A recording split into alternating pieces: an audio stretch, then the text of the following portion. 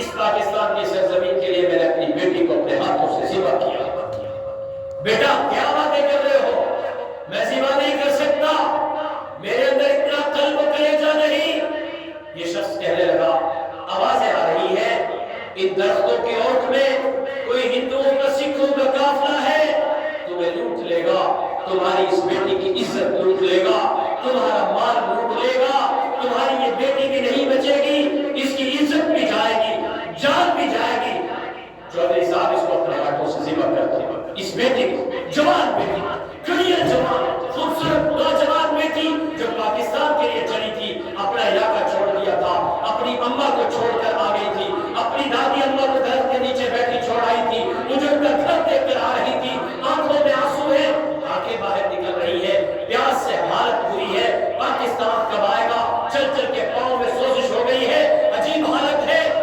اس والد نے ہمت کی، جب دیکھا ہندوؤں کے قافلے کو قریب آتے، اپنی بیٹی کو اپنے ہاتھوں سے چھری سے ذبح کر کے اسی وقت اس کے اوپر گھاس پھوس پھینک دیا، اور اپنی بیٹی کے لیے دفن کفن کا انتظام بھی نہیں تھا۔ پاکستان آ گیا، بچ بچا کر کے اپنی جان بچا کے پاکستان پہنچا۔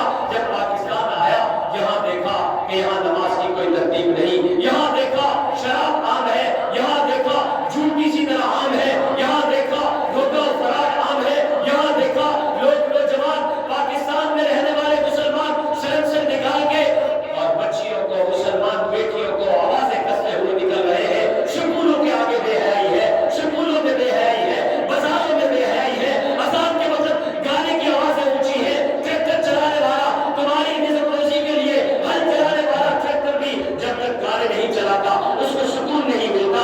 یہاں بڑے بوڑھوں کا ادب و احترام نہیں ہے، مسلمانوں کو قتل کیا جا رہا ہے، پابندیاں ہیں، اذان کی آزادی نہیں، نماز کی آزادی نہیں۔ اس وقت جب سوچتا ہوں اپنی بیٹی کی طرف کی ہوئی لاش کو اپنی آنکھوں کے سامنے دیکھتا ہوں تو مجھے دورہ پڑتا ہے۔ میرے محترم دوستو، یہ ملک آپ نے اس لیے نہیں لیا تھا کہ جو آئے اور عیاشی کرنے چلا جائے۔ یہ کلمہ طیبہ کے نام میں لیا۔